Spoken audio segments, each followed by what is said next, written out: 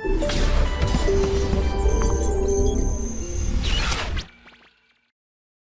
dear students, myself Anurag Garg, senior faculty motion education private limited.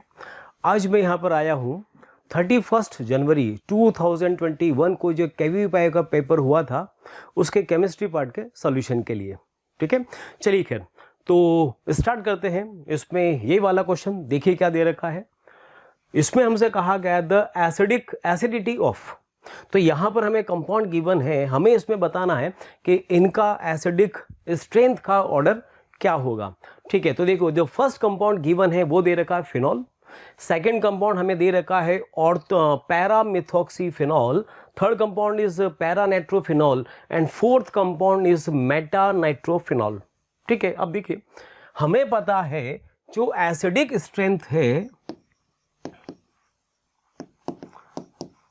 acidic strength directly proportional to minus m and also directly proportional to minus I। Okay, तो देखिए directly proportional to minus आई, तो minus M का मतलब क्या हुआ, mesomeric effect, और minus आई का मतलब क्या हुआ, नेगेटिव इंडक्टिव इफेक्ट। तो यहाँ पर इस केस में देखिए जो सेकंड इसमें कंपाउंड गिवन है उसमें पैरा पोजीशन पर मिथॉक्सी ग्रुप गिवन है। ओके, और पैरा ग्रुप पर जब मिथॉक्सी है तो मिथॉक्सी का इफेक्ट होता है प्लस एम। ओके, यहाँ पर पैरा पोजीशन पर नाइट्रो ग्रुप गिवन है, हमें पता है कि अगर नाइट्रो ग्रुप पैरा पोजीशन पर होता है तो इसका इफेक्ट होता है माइनस एम। ओके, एंड यहाँ पर नेक्स्ट देखिए मेटा पोजीशन पर नाइट्रो ग्रुप भी रखा है, मेटा पर गिवन है, तो मेटा पर हम कौन सा इफेक्ट कंसिडर करते हैं, यहाँ पर माइनस आई। ठीक है, तो अभी मैंने तुमसे कहा था acidic strength directly proportional to minus M, directly proportional to minus I, but inversely proportional to plus M effect. तो अब देखिए इस केस में यहाँ पर अगर हम देखें तो माइनस एम इसमें भी अप्लाई हो रहा है, माइनस आई यहाँ पर भी अप्लाई हो रहा है, और माइनस आई में माइनस एम में डोमिनेटिंग इफेक्ट कौन सा होता है, माइनस एम होता है। तो इसलिए हम ये कह सकते हैं कि जो यहाँ पर थर्ड नंबर कंपाउंड है ये मोस्ट एसिडिक होगा। ठीक है, तो मोस्ट एसिडिक यहाँ पर होगा थर्ड, उससे कम में यहाँ पर होगा फोर्थ, बिकॉज फोर्थ में नाइट्रो का माइनस आई इफेक्ट अप्लाई हो रहा है। तो उसके बाद नेक्स्ट हम लिखेंगे फोर्थ के बाद फिर देखिए अब फर्स्ट और सेकंड में हमें कंपेयर करना है, तो यहाँ पर देखो फर्स्ट में तो कोई ग्रुप अटैच्ड है ही नहीं, बट सेकंड में यहाँ पर OMe है और OMe का इफेक्ट है प्लस एम, और प्लस एम हमने बोला इन्वर्सली प्रोपोर्शनल होता है एसिडिक स्ट्रेंथ के। तो फर्स्ट और सेकंड में अगर हम कंपेयर करेंगे तो हम कहेंगे कि फर्स्ट की एसिडिक स्ट्रेंथ सेकंड से ज़्यादा होगा, तो यहाँ पर हो जाएगा फर्स्ट और सबसे कम होगा सेकंड। अब जरा देखिए ये ऑर्डर किस में हमें फॉलो हो रहा है, तो क्लियर कट यहाँ पर है कि इसका जो ऑप्शन सी होगा यही इसका करेक्ट आंसर होगा। अब इस क्वेश्चन में देखिए दे रखा है अमंग द फॉलोइंग, ये हमें यहाँ पर 4 डिफरेंट कंपाउंड दे रखे हैं और कहा गया the compound which can exhibit optical activity are. तो भाई ऑप्टिकल एक्टिविटी की कंडीशन क्या है, बहुत क्लियर कट आपको बताया गया है कि ऐसे कंपाउंड जिसमें प्लेन ऑफ सिमेट्री मतलब POS and centre of symmetry COS दोनों ही एब्सेंट हो, अगर दोनों ही एब्सेंट होंगे तो वो कंपाउंड ऑप्टिकल एक्टिविटी शो करेंगे। तो बस हमें यहाँ पर इन चारों कंपाउंड में बस प्लेन ऑफ सिमेट्री और सेंटर ऑफ सिमेट्री चेक करना है। ठीक है, तो चलिए फर्स्ट वाले कंपाउंड में हम देखें, तो फर्स्ट वाले कंपाउंड में हमें यहाँ पर एक 4 मेंबर रिंग दे रखा है, साइक्लोब्यूटेन दे रखा है। ओके, इसमें इस कार्बन पर COOH above the plane given है और इधर इस कार्बन पर COOH below the plane given है, इस वाले कार्बन पर phenyl group above the plane given है और इस पर phenyl group below the plane given है। तो यहां पर देखिए अगर मैं इस पॉइंट को लोकेट करूं तो इसके रेस्पेक्ट में यहां पर COOH अबव है और इधर COOH बिलो है। इसी तरह से इसमें यहां पर अबव में pH तो अबव है और 180 डिग्री अपोजिट साइड में pH बिलो है। इट मीन्स इसमें यहां पर COS प्रेजेंट है, POS तो एब्सेंट होगा, बट इसमें COS तो प्रेजेंट है, और अगर COS प्रेजेंट है तो ये तो कंपाउंड ऑप्टिकली इनएक्टिव हो जाएगा। ठीक है, चलिए सेकंड की बात करें। Okay, this is 1,2 diphenyl cyclopropane, और ये ट्रांसफॉर्म में गिवन है। यहाँ पर pH अबाव है, यहाँ pH बिलो है। तो देखिए 1 और 2 पोजीशन पर दोनों pH ट्रांसफॉर्म में प्रेजेंट है, तो इसका मतलब ये हुआ कि इस मॉलिक्यूल में POS भी एब्सेंट होगा एंड COS भी इसमें एब्सेंट होगा। और अगर दोनों ही एब्सेंट हैं तो फिर ये वाला कंपाउंड क्या होगा, ऑप्टिकली एक्टिव होगा। तो ये वाला सेकंड नंबर ऑप्टिकली एक्टिव है। चलिए थर्ड वाले केस में आइए। थर्ड वाले में C के दोनों तरफ डबल बॉन्ड गिवन है, तो ये कौन सा सिस्टम होता है, इसको हम बोलते हैं क्यूमुलेटेड सिस्टम। इसमें देखिए यहाँ पर 2 डबल बॉन्ड गिवन है, और इसमें इस कार्बन से 2 हाइड्रोजन अटैच्ड है, और यहाँ पर एक मिथाइल है और एक क्लोरीन है। ठीक है, हमें पता है जो क्यूमुलेटिव सिस्टम होता है उसमें टर्मिनल ग्रुप एक दूसरे के परपेंडिकुलर होते हैं। अगर दोनों H को हम वर्टिकल प्लेन में कंसिडर करेंगे तो Me और Cl कैसा होगा, ये हॉरिजॉन्टल प्लेन में होगा। ठीक है, तो जरा देखिए MeCl का हम ऐसा प्लेन लेकर आए जैसे Me और Cl का स्लाइस कट हो, इसका स्लाइस कट हो, तो इसका फिर यहां पर क्या होगा, हाफ कट होगा। इट मीन्स इस वाले केस में थर्ड वाले में POS तो होगा, और अगर POS प्रेजेंट है तो डेफिनेटली ये ऑप्टिकली इनएक्टिव होगा। ठीक है, तो ये वाला ऑप्टिकली इनएक्टिव हुआ, ये वाला ऑप्टिकली एक्टिव है।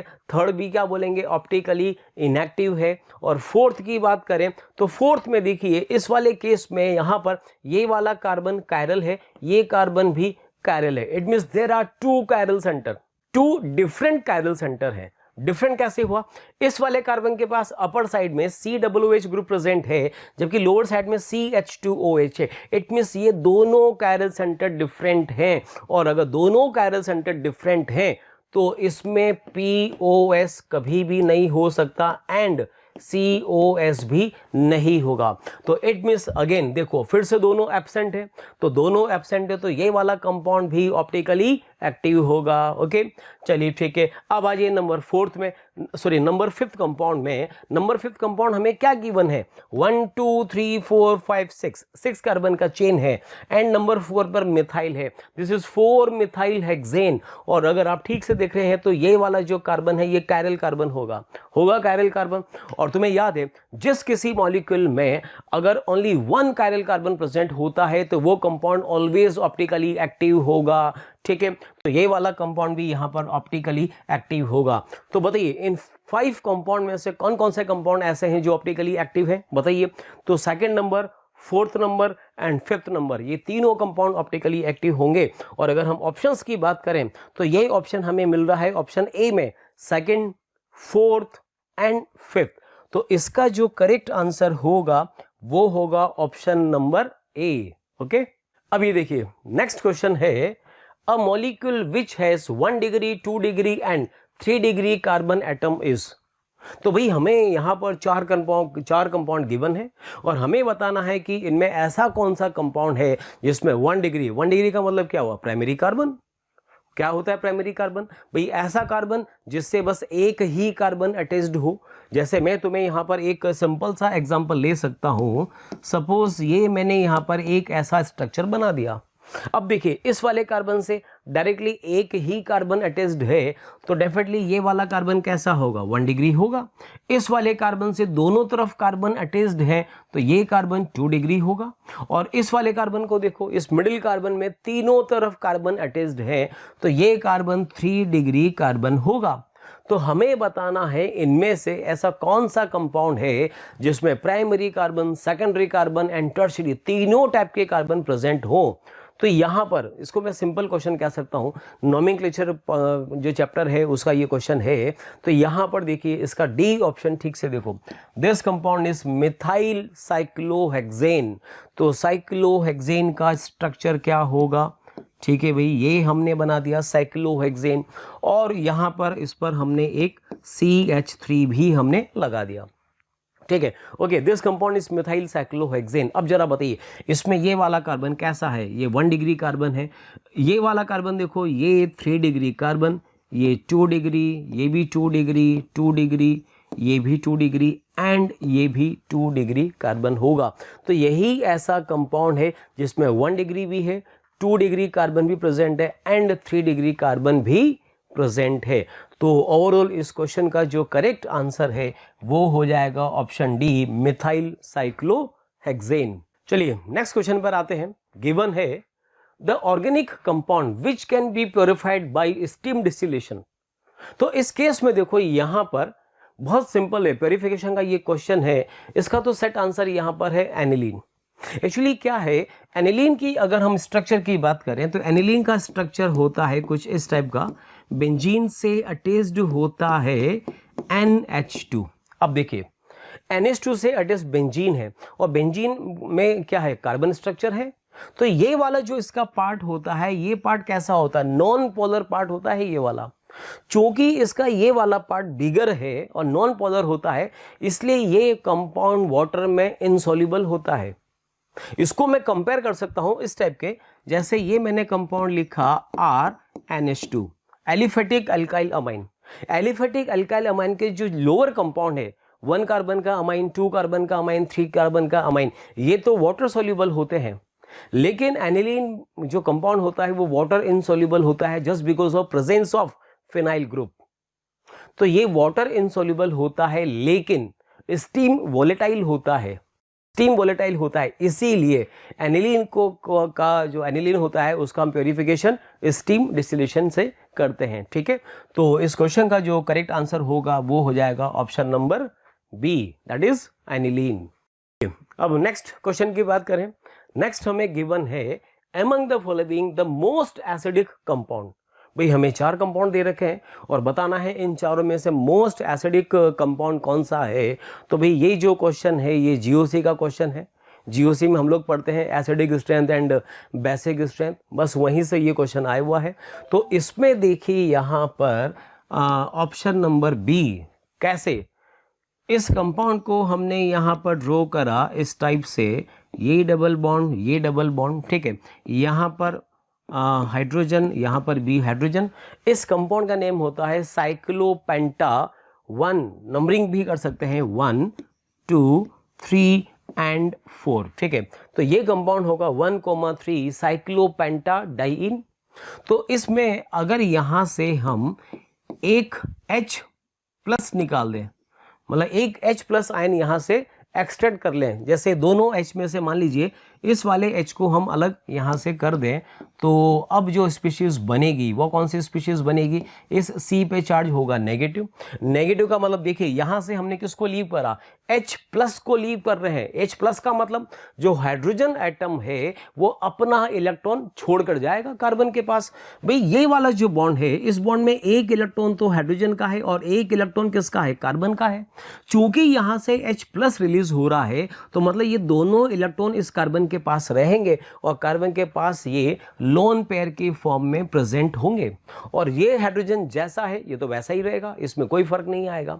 तो देखो इसके बाद की ये जो स्पीशीज बनी है, अगर हम इसमें हकल रूल अप्लाई करें, मतलब हम इसमें इसका एरोमेटिक कैरेक्टर चेक करें, तो हम कहेंगे कि ये जो स्पीशीज होती है ये एरोमेटिक स्पीशीज होती है।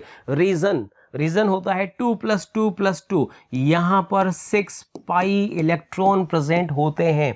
तो ये जो स्पीशीज है ये किस टाइप का स्पीशीज है, ये एरोमेटिक टाइप का स्पीशीज है, और चूंकि एरोमेटिक टाइप का स्पीशीज है तो हाईली स्टेबल होगा।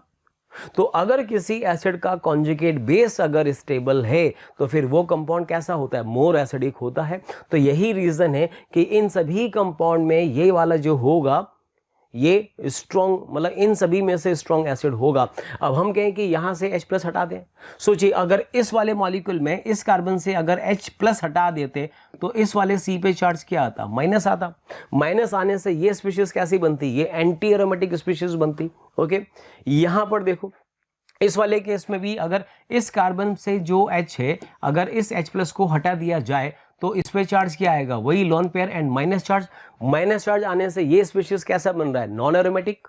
यहां पर इस वाले केस में अगर मैं इस वाले कार्बन से H हटा दूं तो इस पर लोन पेयर और यहां पर चार्ज नेगेटिव आएगा। तो ये स्पीशीज भी कैसा मिला, ये भी हमें नॉन एरोमेटिक मिला।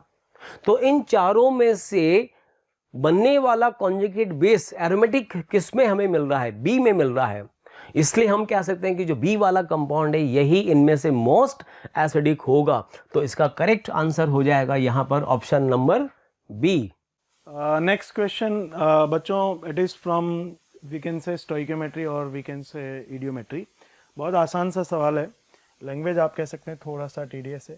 10 लीटर वेसल है आपके पास और उसमें 1 लीटर वाटर गैस है और 9 लीटर एयर है, और इस सैंपल को हमने इग्नाइट कर दिया है। इग्नाइट का मतलब हम इसका कंबशन करा रहे होंगे। तो आप जानते हैं कि वाटर गैस में जो कंपोनेंट है CO और H2 वो एयर की O2 से रिएक्ट करके यानी कंबस्ट हो जाएंगे।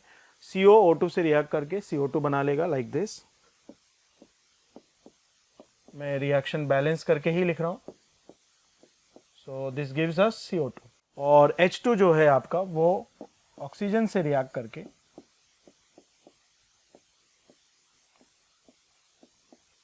H2O बना लेगा, right? The contents of the vessel are ignited. The number of moles of CO2 in the vessel is closest to. तो अगर CO2 के मोल पूछा है तो आप जानते हैं कि ये रिएक्शन हमारे किसी काम नहीं आने वाली है, हमें केवल इसी रिएक्शन पर कंसंट्रेट करना है। Now we have 1 liter water gas, 1:1 CO and H2. Mole ratio दिया हुआ है 1:1, right? And 1:1 mole ratio 1 liter. So half liter CO we have. Now oxygen से कंबशन करा रहे हैं 9 लीटर और 20% उसमें O2 दिया है। तो जब हम मेरे ये काम नहीं आने वाली तो मैं ये स्पेस यूज कर रहा हूँ O2 के वॉल्यूम के कैलकुलेशन के लिए। So volume of O2 will be equals to 9 litre का 20%, so which is 1/5, so 9/5। 9/5 means to say we can say this is 1.8 litre. हमें जरूरत कितनी है? आधा लीटर CO है। Gay Lussac's law of combining volume of gases से, क्योंकि ये सब गैसेस हैं तो आप मोल मोल की जगह वॉल्यूम वॉल्यूम एनालिसिस भी कर सकते हैं। वॉल्यूम वॉल्यूम एनालिसिस जब आप कर रहे होंगे तो हाफ लीटर की जगह, एक की जगह आधा मोल, तो आधे की जगह आधे का आधा यानी 1/4 लीटर हमें चाहिए। ठीक है, जितना ऑक्सीजन अवेलेबल है वो सफिशिएंट है।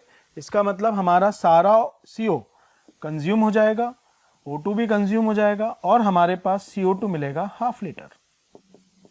ठीक है, CO2 हमें मिल गया हाफ लीटर, लेकिन हमसे पूछा है the number of moles.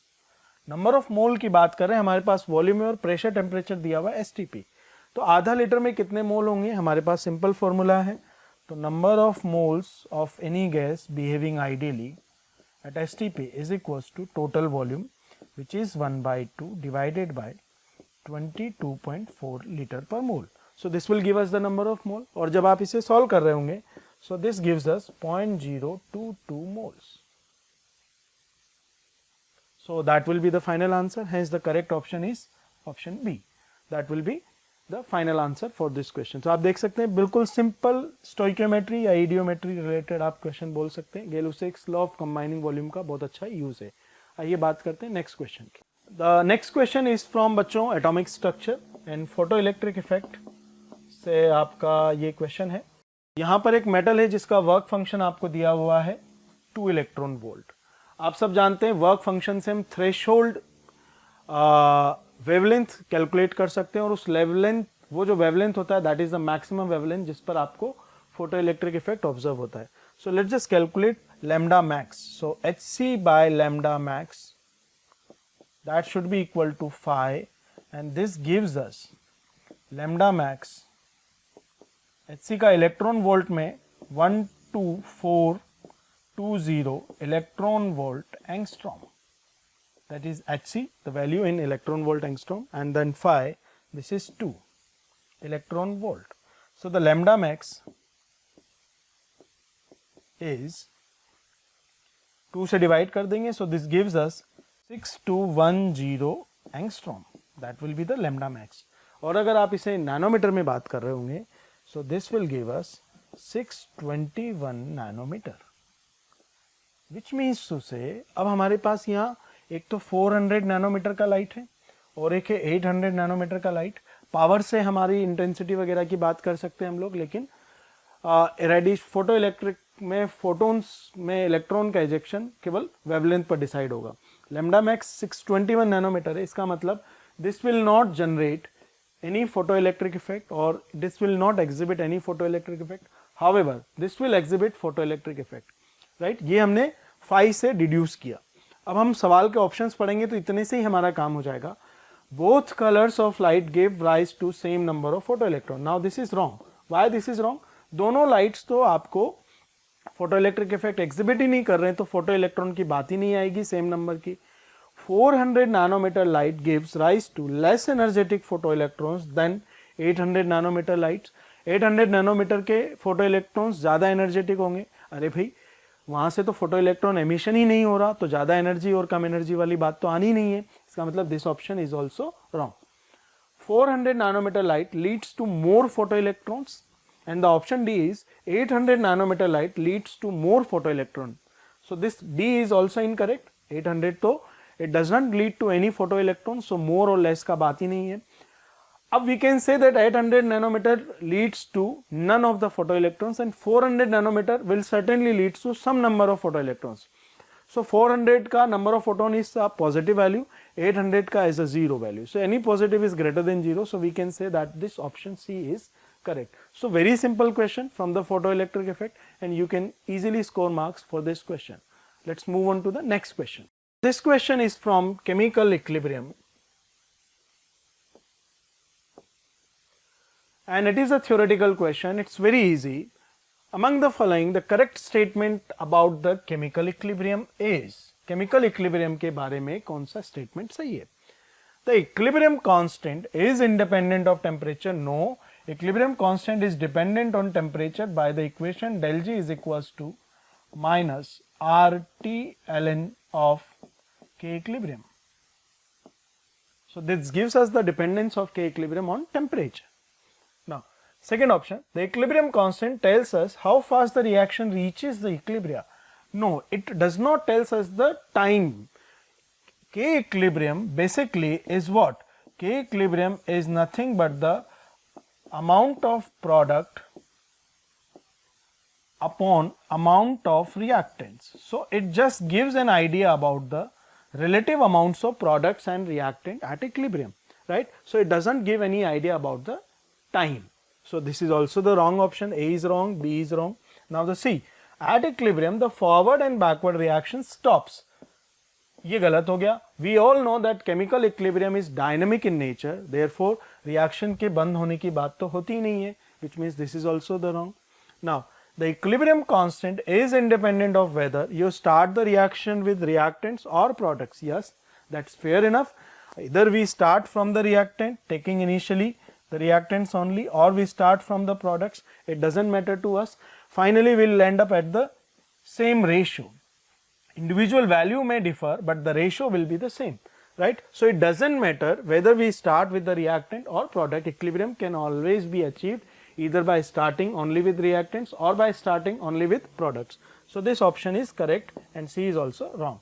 So the correct option is that equilibrium constant value is independent of from where the reaction has been started, right?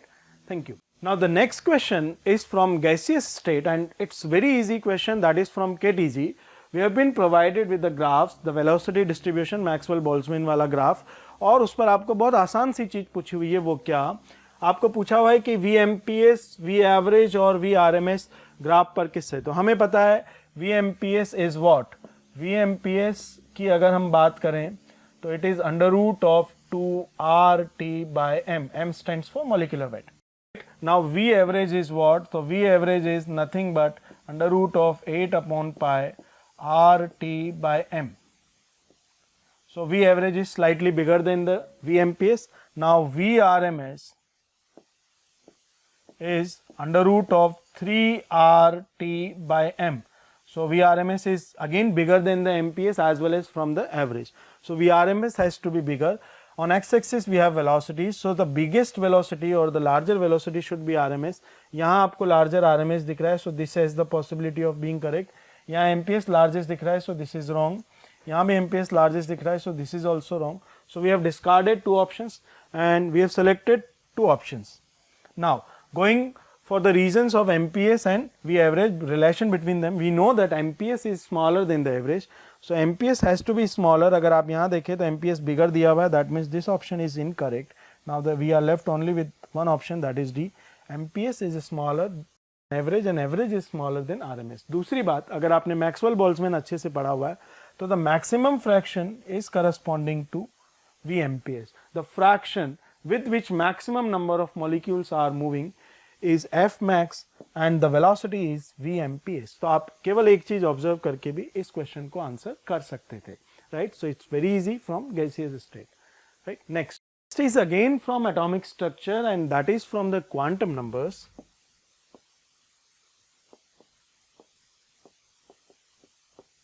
Now what we have been asked is the correct set of quantum numbers for the unpaired electron of copper. So आपको copper का electronic configuration आना चाहिए.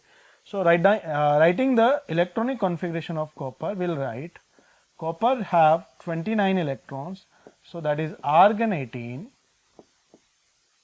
Now we'll write down अगर आपको उस हिसाब से लिखना है एनर्जी वाइज तो आप सबसे पहले यहाँ पर D लिख रहे होंगे, तो first will write down 3D 10 and then 4s1. भरते वक्त हम 4s पहले भरते हैं और 3D बाद में भरते हैं, लेकिन जब लिखना होता है तो एनर्जी के अकॉर्डिंग और n से एनर्जी डिसाइड होगा, ठीक है?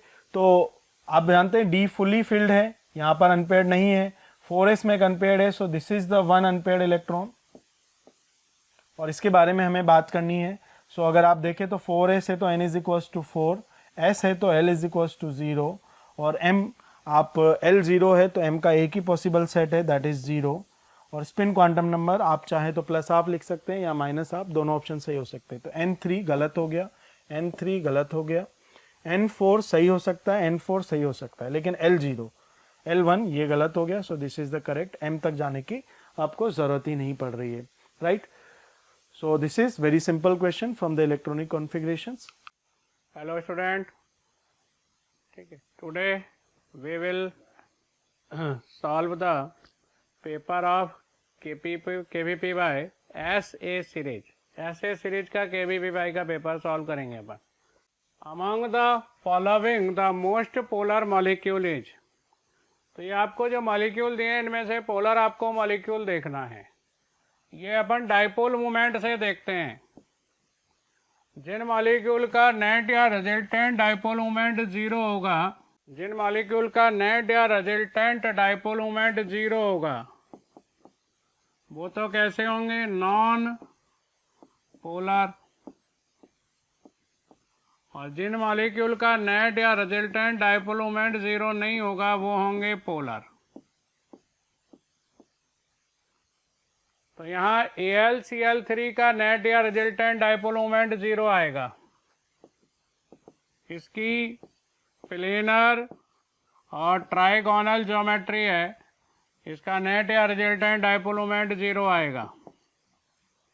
CCl4 की रेगुलर टेट्राहाइड्रल ज्योमेट्री है, इसका भी नेट या रिजल्टेंट डाइपोल मोमेंट 0 आएगा. SeCl6 की ऑक्टाहेड्रल ज्योमेट्री है, इसका भी नेट या रिजल्टेंट डाइपोल मोमेंट 0 आएगा. ये कैंसल आउट हो जाएंगे 180 पर. यहाँ क्या होगा? इन दोनों का रिजल्टेंट आएगा, इससे कैंसल आउट, इन दोनों का इससे कैंसल आउट. ऐसे इन दोनों का रिजल्टेंट का मैग्नीट्यूड और इसका मैग्नीट्यूड बराबर होगा. इन दोनों के रिजल्टेंट का और इसका मैग्नीट्यूड बराबर होगा.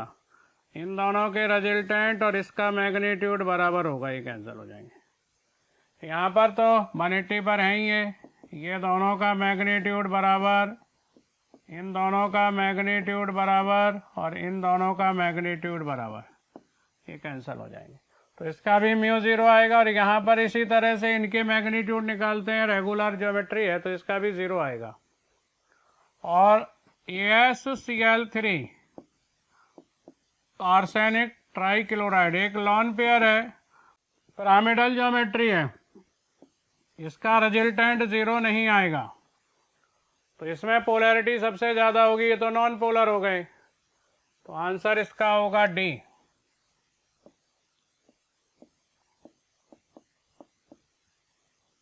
Next question, the covalent character of CaCl2, BaCl2, SrCl2, MgCl2।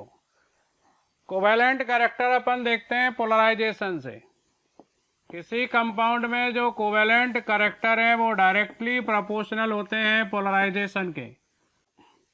Polarisation को अफेक्टेड करने वाले फैक्टर कौन से हैं? चार्ज डेंसिटी, चार्ज डेंसिटी यानी चार्ज और साइज का रेशियो। तो मोर चार्ज होने पर मोर पोलराइजिंग पावर होगी, मोर पोलराइजेशन होगा, मोर कोवैलेंट कैरेक्टर आएंगे। साइज बड़ा होने पर लेस पोलराइजिंग पावर होगी, लेस पोलराइजेशन होगा, लेस कोवैलेंट कैरेक्टर आएंगे। तो जैसे अगर अपन बात करें यहाँ मैग्नीशियम चार्ज +2 है, कैल्शियम पर भी +2 चार्ज है, स्ट्रोंशियम पर भी +2 चार्ज है और बैरियम पर भी +2 चार्ज है। तो यहाँ पर अगर लेफ्ट टू राइट जाएं तो जो चार्ज डेंसिटी है, चार्ज और साइज का रेशो, चार्ज तो सेम है, साइज बढ़ रहा है। तो चार्ज सेम है, साइज बढ़ रहा है, इसलिए चार्ज की जो डेंसिटी है वो कम हो जाएगी। चार्ज डेंसिटी कम होने से पोलराइजेशन की जो पावर है, पोलराइजेशन है, वो कम हो जाएगा और कोवैलेंट कैरेक्टर भी कम हो जाएंगे। तो मैग्नीशियम के कंपाउंड में मोर कोवैलेंट कैरेक्टर होंगे और बैरियम के कंपाउंड में लेस कोवैलेंट कैरेक्टर होंगे। तो यहाँ पर ये ऑर्डर आपका मैच करेगा। आंसर होगा इस क्वेश्चन का वो होगा B. The next question is very basic question from the significant figures and आपको चूज करना है करेक्ट आंसर क्या है। तो आप देख सकते हैं 100 has 4 significant figures, no it has only 3 significant figures। Decimal के बाद इन्होंने कुछ नहीं लिखा है तो that doesn't count in a significant figure, right? It has a 4 significant figure, no it is not having a 4 significant figures। आप देख सकते हैं यहाँ पर only 3 are significant figures। 2.005, yes this is the 4 significant figure। Decimal के बाद बहुत सारे ज़ीरो आ रहे हैं और उसके बाद कोई नंबर आ जाए तो वो सारे ज़ीरोज़ आपके सिग्निफिकेंट हो जाते हैं। So that's why 2.00 and 5 4 significant figures, hence this option C will be the correct answer for this। This is very easy question, one who has studied in the first chapter of chemistry significant digits के बारे में, तो आप उसे बहुत अच्छे से answer कर सकते हैं। Next question is from thermodynamics and thermodynamic में अगर आप इसे क्लोजली देखेंगे तो प्रेशर वॉल्यूम कर्व आपको दिया हुआ है। AB is isothermal, BC is adiabatic and CD is again isothermal and DA is adiabatic. और चीजें जो आप यहां से देख सकते हैं, अगर आपने थर्मोडायनेमिक्स अच्छे से पढ़ा है तो this is a typical Carnot cycle curve. और जब आप इसके ऑप्शंस की बात करेंगे तो वो नेक्स्ट स्लाइड में, पर कुछ चीजें मैं आपको यहां बता दूं। This is isothermal expansion, this is adiabatic expansion क्योंकि यहां वॉल्यूम बढ़ रहा है, and these two are compression, right? Okay, now जब हमें पता है कि आइसोथर्मल है तो we know that temperature is constant, we know that temperature is constant, as well as adiabatic expansion है तो we say that temperature is decreasing. Adiabatic compression है तो we can say that temperature will increase. Adiabatic expansion में gas का temperature हमेशा घट जाता है because a part of internal energy goes into doing some work, right? तो T constant AB, CD T constant, BC T decreases and DA T increases. दूसरी बात, adiabatic में क्योंकि ये कर्व सॉलिड कर्व है यानी प्रोसेस रिवर्सिबल होगा। अगर प्रोसेस रिवर्सिबल है तो रिवर्सिबल एडियाबैटिक में we also know it by another name that is isoentropic process. So the isoentropic process means to say delta S will be equals to 0, entropy will remain constant। Reversible adiabatic में delta S 0, that means entropy remains constant. So हमें TS curve के बारे में बात करना है। Next slide पर options दिए हुए हैं। तो आपने देखा AB was isothermal, temperature constant होना चाहिए, यस दिख रहा है, एंट्रोपी बढ़ना चाहिए। अब हम वापस बैक टू द क्वेश्चन जाते हैं। वॉल्यूम बढ़ रहा है, अगर गैस का वॉल्यूम बढ़ता है तो एंट्रोपी हमेशा बढ़ता है, इसका मतलब यहां पर एंट्रोपी बढ़ रहा है AB में। BC की बात करते हैं तो BC was adiabatic expansion, temperature घटना चाहिए था, BC में टेम्परेचर डिक्रीज हो रहा है, यस। CD अगेन आइसोथर्मल है, टेम्परेचर कांस्टेंट दिख रहा है लेकिन एंट्रोपी घट रहा है। तो आप वापस बैक टू द क्वेश्चन जाइए और CD is isothermal compression, volume घट रहा है, टेम्परेचर कांस्टेंट है, तो आप कह सकते हैं कि एंट्रोपी यहाँ घट रहा होगा। ऑप्शंस में जाकर देखते हैं तो इस ऑप्शन की हम बात कर रहे थे, एंट्रोपी घट रहा है, टेम्परेचर कांस्टेंट, यानी this can be the curve. And DA, entropy is constant, again adiabatic था तो entropy has to be constant, but temperature is increasing. We all know that is temperature बढ़ रहा होगा क्योंकि इट इज अ कंप्रेशन, और adiabatic में अगर compression है तो work done has to be positive, and work done positive है तो इक्वल्स टू इंटरनल एनर्जी बढ़ेगा, that means temperature will increase. So बाकी ऑप्शन चेक करने की हमें जरूरत ही नहीं पड़ी, पहला ही ऑप्शन हमने हमारे सारे पैरामीटर पर फिट बैठ रहा है, that's why it is a correct option. फिर भी कभी कभी लगता है ये क्यों नहीं सही है, यहाँ भी टेम्परेचर कांस्टेंट है, तो आप देखिए यहाँ टेम्परेचर कांस्टेंट है, एंट्रोपी भी बढ़ रहा है, लेकिन BC में यहाँ टेम्परेचर बढ़ रहा है, बट BC आप यहाँ पर आकर देखिए BC एडियाबेटिक एक्सपेंशन है, टेम्परेचर घटना चाहिए था, right, that's why option C is incorrect. और बाकी इनको तो आप बात ही नहीं कर सकते क्योंकि आप देखिए यहाँ पर BC और DA के जो कर्व हैं वहाँ पर आपको एंट्रोपीज चेंज कराई गई हैं, और एंट्रोपीज अगर एडियाबेटिक में चेंज कराएंगे तो that is not the correct option, hence the correct option for this question should be option A. The first ionization potential of the element sodium, magnesium, silicon, phosphorus, chlorine and argon are ये and ये respectively the IP in electron volt of potassium। तो ionization potential का order अपन देखें इन element में, तो किसी period में generally ionization potential जो है इंक्रीज होता है due to increasing effective nuclear charge. तो यहाँ सोडियम से ज़्यादा आयोनाइजेशन पोटेंशियल होगा मैग्नीशियम का, जेड इफेक्टिव ज़्यादा है, कॉन्फ़िगरेशन भी स्टेबल है। मैग्नीशियम से ज़्यादा आयोनाइजेशन पोटेंशियल होगा सिलिकॉन का, जेड इफेक्टिव ज़्यादा है। सिलिकॉन से ज़्यादा होगा क्लोरीन, और क्लोरीन से ज़्यादा होगा आर्गन का ionization potential. Down the group जाने पर जनरली या यूजुअली आयोनाइजेशन पोटेंशियल कम होता है क्योंकि साइज बढ़ता जाता है। साइज बढ़ने से न्यूक्लियस का अट्रैक्शन फोर्स जो इलेक्ट्रॉन है उन पर कम लगता है, डिस्टेंस ज़्यादा होती है, और इलेक्ट्रॉन निकालने में कम एनर्जी की रिक्वायरमेंट होती है। तो सोडियम से कम आयोनाइजेशन एनर्जी होगी पोटेशियम की।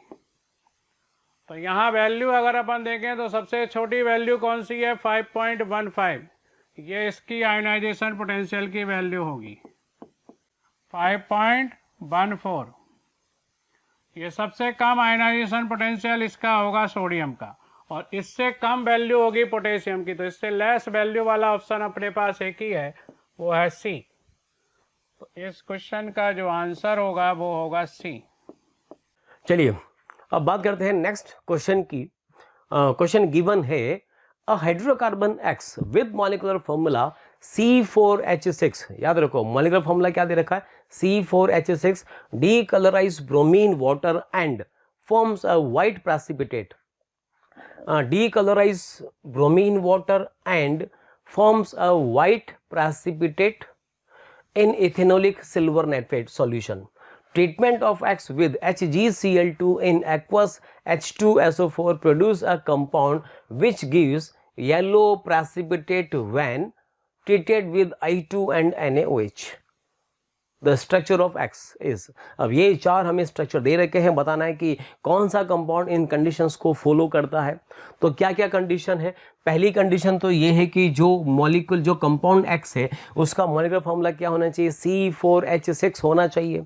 तो यहाँ पर देखो ऑलमोस्ट इन सभी का फॉर्मूला यहाँ पर C4H6 तो है ही सी। अब ये कह रखा है डीकलराइज ब्रोमीन वाटर, भाई ब्रोमीन वाटर को डीकलराइज कौन करता है, ऐसे कंपाउंड जिसमें कार्बन कार्बन के बीच में डबल बॉन्ड भी हो या फिर ट्रिपल बॉन्ड भी हो, कहने का मतलब एल्कीन भी ब्रोमीन वाटर को डीकलराइज करता है, तो अल्काइन भी डीकलराइज करता है। तो भाई ट्रिपल बॉन्ड तो यहाँ पर भी है, इनमें डबल बॉन्ड है, यहाँ भी डबल बॉन्ड है, यहाँ पर भी ट्रिपल बॉन्ड है। तो ये कंडीशन तो ऑलमोस्ट सभी देंगे। फिर एक और कंडीशन दे रखा है, and forms a white precipitate in ethanolic silver nitrate solution. बस ये जो क्वेश्चन है इसका हिंट हमें यहाँ से इस लाइन से मिल सकता है। तो भाई silver ethanolic silver nitrate solution से व्हाइट प्रेसिपिटेट कौन देते हैं? ये देते हैं टर्मिनल अल्काइन, मतलब ऐसे अल्काइन जिनका structure R C triple bond C H हो, टर्मिनल अल्काइन बोलते हैं, या फिर इनको हम वन अल्काइन भी बोलते हैं। इसकी रिएक्शन अगर इथेनॉलिक सिल्वर नाइट्रेट से करें तो बताइए क्या कंपाउंड बनता है? इस केस में बनता है R C triple bond C minus and A G plus, और ये होता है वाइट पीपीटी। ठीक है, अच्छा और क्या बोल रखा है इसमें? और ये दे रखा है यहां पर treatment of X with HgCl2 and aqueous H2SO4 produce a compound which gives yellow precipitate when treated with I2 and NH2। तो वही I2 और NH2 ये कौन सी रिएक्शन हुई? ये हुई haloform reaction, means iodoform reaction. तो बताइए आयोडोफॉर्म रिएक्शन कौन शो करते हैं? तो आयोडोफॉर्म रिएक्शन का कंडीशन क्या होता है? ऐसे कंपाउंड जिसके अंदर CH3C double bond O, means ऐसे कंपाउंड जिसमें या तो CH3CO ग्रुप प्रेजेंट हो या फिर CH3CHOH डैश ये वाला ग्रुप प्रेजेंट हो। ठीक है, तो यहां पर देखो अगर हम इसको X माने थोड़ी देर के लिए, तो यहां पर इसकी रिएक्शन अब हम किससे करवा रहे हैं? ये दे रखा है यहां पर HgCl2 इन एक्वस H2SO4। तो ये HgCl2 एंड H2SO4 हमने लिखा। तो ये क्या होता है? अल्काइन का हाइड्रोलिसिस होगा। अल्काइन का हाइड्रोलिसिस होगा मतलब इसके अंदर वाटर का एडिशन करेंगे, HOH का एडिशन। और HOH का एडिशन कैसे होगा? According to Markovnikov rule. तो क्या बनाएंगे? इसमें हम लिखेंगे RC single bond OH double bond CH2, ये हमने वाटर का एडिशन करा अकॉर्डिंग टू मार्कोनिकोव एडिशन। ठीक है, इससे हमें मिलेगा इनॉल, और इस इनॉल का फर्दर अगर हम टॉटामराइजेशन करें, इसका अगर टॉटामराइजेशन करें तो हमें मिलता है RCO सिंगल बॉन्ड CH3, ये कंपाउंड बनेगा। और इस कंपाउंड की फर्दर रिएक्शन अगर हम I2 प्लस NaOH से करें तो इस केस में कंपाउंड बनता है CHI3, और ये होता है एक येलो प्रेसिपिटेट। आई बात समझ? तो इन सारी कंडीशंस को अगर हम देखें तो इस कंडीशन को कौन फॉलो करता है? ऑप्शन नंबर सी, सॉरी ये नहीं, यहाँ पर ये जो शो करेगा ये करेगा इसमें option number D, that is ET के बाद ये कार्बन के बाद ये कार्बन, कौन सा कितने कार्बन का चेन हुआ? 1 2 3 एंड 4, ये हो जाएगा ब्यूट प्लस ब्यूट 1 आइन, या फिर बोल सकते हैं 1 ब्यूटाइन। तो कुल मिलाकर ये जो क्वेश्चन हुआ इसका जो करेक्ट आंसर होगा वो हो जाएगा ऑप्शन नंबर डी। ठीक है बच्चों, नेक्स्ट क्वेश्चन बहुत आसान सा स्टोइकियोमेट्री का क्वेश्चन है। इसमें आपको एक ऑर्गेनिक कंपाउंड दिया हुआ है, इसका हमने नाइट्रिक एसिड से ऑक्सीडाइजेशन करवाया। तो ऑक्सीडेशन जब हमने कराया तो जो भी यहाँ पर होगा वो ऑक्सीडाइज हो गया होगा। फिर BaCl2 से रिएक्शन कराकर हमें BaSO4 का प्रेसिपिटेट मिल रहा है। तो BaSO4 के प्रेसिपिटेट पर हमें पता है कि इसका मतलब इस कंपाउंड में सल्फर होना चाहिए। अब अगर इसमें सल्फर है तो हम सबसे पहले ये देखते हैं कि कितने सल्फर हैं। तो कितने सल्फर के लिए हमारे पास BaSO4 का मास दिया हुआ है, तो मोल्स ऑफ BaSO4 हम निकाल लेंगे। मोल्स ऑफ BaSO4 वो आपके पास आ जाएंगे 0.233 अपॉन मॉलिक्यूलर वेट। जब आप कैलकुलेट करेंगे BaSO4 का तो वो 233 आ जाएगा। इसका मतलब ये मोल्स आ गए 10⁻³ ठीक है। अब जब हम कंपाउंड की बात करेंगे 0.102, तो कितना सल्फर है इसमें, तो सल्फर के मोल भी इतने ही आ गए। तो मास ऑफ सल्फर जब हम बात करेंगे इसमें तो ये आ जाएगा 32 इंटू 10 पावर -3। ये हमारे पास सल्फर का मास है, ये कंपाउंड का मास है। तो मास परसेंट ऑफ सल्फर निकाल लेंगे, राइट। और जब आप मास परसेंट ऑफ सल्फर की बात करेंगे तो आप ध्यान से देख सकते हैं कि जो मिनिमम पॉसिबल मॉलिक्यूलर वेट आएगा कंपाउंड का वो 102 के बराबर आ जाएगा, यानी ये 10 पावर -3 का ही रोल है। एक सल्फर का एटम हो जाएगा। अब एक सल्फर का एटम है और मॉलिक्यूलर वेट 102 है, तो जब आप मॉलिक्यूलर वेट 102 और एटॉमिसिटी ऑफ सल्फर 1 की बात करेंगे तो आपका सही ऑप्शन हो जाएगा ऑप्शन डी। यहाँ पर अगर आप देखें तो 5 कार्बन है तो 60, और जैसे 2 hydrogen 2 hydrogen 2 hydrogen 2 hydrogen 2 hydrogen, तो इस तरह से आपके पास 10 हाइड्रोजन हो गए, राइट, और एक सल्फर हो गया, तो ये 32 ये करके आ रहा है 102। तो अगर 102 मॉलिक्यूलर वेट है तो सल्फर का एटॉमिसिटी 1 है, तो सल्फर का मास 32 ही आएगा। इसका मतलब ये हमारा इस सवाल का सही जवाब होगा, राइट। तो अगर आप इसे देखें तो एक साइक्लोहेक्सेन है, इसमें एक कार्बन को रिप्लेस किया हुआ है सल्फर से, तो आप इसे थायोसाइक्लोहेक्सेन की बात भी कर सकते हैं। इस तरह की ये हमारी कहानी होगी, राइट। आइए बात करते नेक्स्ट क्वेश्चन की। Next question, we can say it is some kind of calorimetry or internal energy type question, but it's very easy. We can easily handle this. A specific heat of a certain substance has been given to us, which is 0.86. Ideal solution behavior है. The energy required in joule to heat 10 gram of the solution. So the mass of solution has been given to us is 10 gram. Of 1 molal solution, तो 1 molal solution का मतलब है 1000 ग्राम solvent. Aqueous solution बोला है तो मैं aqueous में यानी सॉल्वेंट वाटर हो गया। 1000 ग्राम H2O कंटेन्स 1 मोल सब्सटेंस, और सब्सटेंस का मॉलिक्यूलर वेट दिया हुआ है 58 ग्राम, तो 1 मोल और we can say 58 gram. So that is the question का डाटा हमने यहाँ पर लिख दिया। टेम्परेचर इंक्रीमेंट 10 केल्विन का है और स्पेसिफिक हीट ऑफ वाटर हमें दिया हुआ है, स्पेसिफिक हीट ऑफ सब्सटेंस हमें दिया। क्वेश्चन में दोनों डाटा दिए, इट मींस क्वेश्चन हमसे डिमांड करता है कि आप दोनों के सॉल्यूट जो कि सब्सटेंस के नाम से दिया है उसका मास और सॉल्वेंट यानी वाटर दोनों का मास अलग अलग निकालें, अलग अलग स्पेसिफिक हीट और हीट की बात आप यहाँ पर करेंगे, ठीक है। सॉल्यूशन का मास हमें 10 ग्राम दिया है। अब जरा यहाँ से देखें तो 10 ग्राम में कितना होगा, तो आप जानते हैं 1058 ग्राम में 58 ग्राम है, तो 10 ग्राम में कितना होगा आप यहां से तो W सॉल्यूट निकाल सकते हैं। इसमें मैं डायरेक्ट लिखूंगा यूनिटरी मेथड से, सॉल्यूट मतलब सब्सटेंस। तो 1058 gram solution contains 58 gram of solute, so unitary से 1058, this will be this. Now 10 gram कितना, तो multiplied by 10, this is the mass of solute. Now what will be the mass of water? So mass of water will be total mass minus solute का mass जो कि हमारे पास आ रहा है 580 upon 1058। आप यहाँ से सॉल्व कर सकते हैं, राइट। सो अगर आप जब इसे सॉल्व कर रहे होंगे so this is 10,580 minus 580, so this is 10,000 by 1058 gram. So we have the mass of water, we have the mass of substance. Now we all know the specific heats. Water का भी पता है और इसका भी पता है, so हमारे पास क्या कैलकुलेशन हो जाएगा, the energy required, so energy is equals to this mass 580 upon 1058 multiplied by specific heat 0.86 multiplied by delta T, उसे हम आखिरी में करेंगे।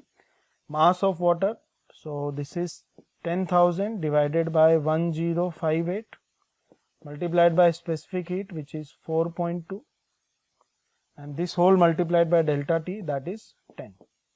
और आप इसे सॉल्व कर लेंगे। जब आप इसे सॉल्व करेंगे तो you will obtain this value, rough approximately आपको ये वैल्यू मिल रहा होगा 401.7, राइट। 1058 थ्रू आउट कॉमन ले लीजिए, मल्टीप्लाई कर लीजिए, 10 को भी अंदर ले जा सकते हैं आप बहुत इजीली, और एक सिंपल मल्टीप्लिकेशन आपके सामने बनेगा, और फिर फाइनली 1058 से आपको डिवाइड करना है। कैलकुलेटर या ओरली भी सॉल्व करेंगे तो थोड़ा सा टाइम लगेगा, लेकिन it can be solve, right. So this is the question. आप देख सकते हैं the fundamentally it is from the 10th class syllabus, थोड़ा सा बस कैलकुलेशन है, right. Let's move on to the next question.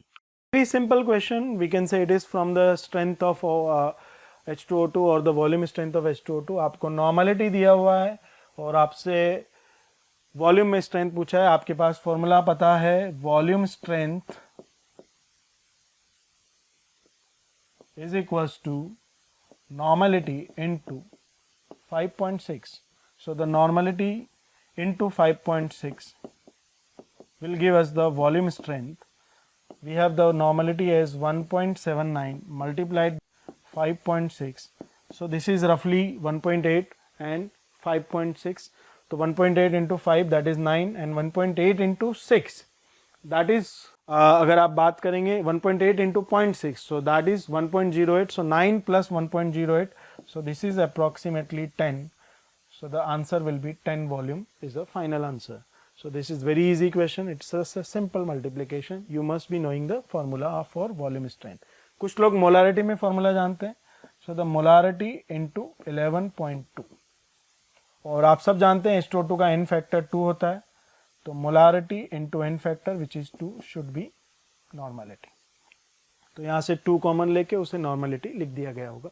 इस तरह से हमने फॉर्मूला बनाया होगा, right. Let's move on to the next question. We have been given the isotherm, it is again from the liquefaction of gases from the gaseous state.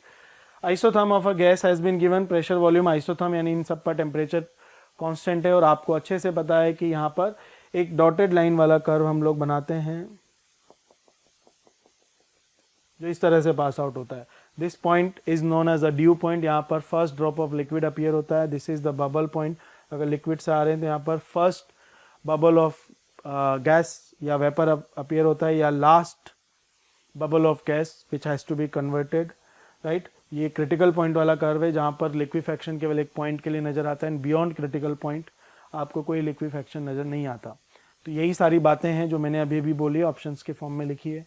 At T1 is the above or higher than the critical point or critical temperature. Gas cannot be liquefied. Yes, यही मैंने अभी बोला, इस critical point के curve के beyond gas का liquefaction possible नहीं। So any temperature greater than critical temperature, graph से आप relation कह सकते हैं that T1 is greater than TC is greater than T2, यानी T2 पर liquefaction possible है लेकिन T1 पर possible नहीं है। So this is correct. At point B पर the liquid starts to appear at T2 पर अगर पॉइंट B है तो लिक्विड अपीयर हो जाएगा। टेम्परेचर मेंशन करना जरूरी है, क्यों? क्योंकि अगर यही टेम्परेचर T1 होता तो T1 पर ये पॉइंट B जो है वो कहाँ लाई करता, वो एक अलग जगह लाई कर रहा होता है यहाँ पर, और उसकी बात हम लोग नहीं कर पाते। तो अगर टेम्परेचर T2 है तो पॉइंट B पर लिक्विड स्टार्ट्स टू अपीयर, यानी point B act as a dew point. So first drop of liquid would be appearing at point B. TC is the highest temperature at which gas can be liquefied. Yes, it can be liquefied, but only for a point. एक range नहीं मिल रहा liquefaction का, but a point will be there at which we can say that there is a liquefaction. So it is the correct option. At point A, small increase in the pressure. अगर point A पर pressure में थोड़ा सा increment कर दें, ये मैंने थोड़ा सा increment कर दिया point A पर, condense the whole system to a liquid. Point A पर थोड़ा सा प्रेशर बढ़ते हैं, क्या हम प्योर लिक्विड के फॉर्म में चले गए? तो आपको पता है इस जो मैंने ये बनाया ये वेपर और लिक्विड का इक्विलिब्रियम है, इसके बियॉन्ड प्योर गैस है और इसके इधर प्योर लिक्विड है। So the complete conversion into liquid, that is also correct. So all 4 statements are correct, hence the correct option is option D for this question, right. So this is the last question of stream essay and part 2, and that will be all for the discussion of essay from chemistry part. Thank you.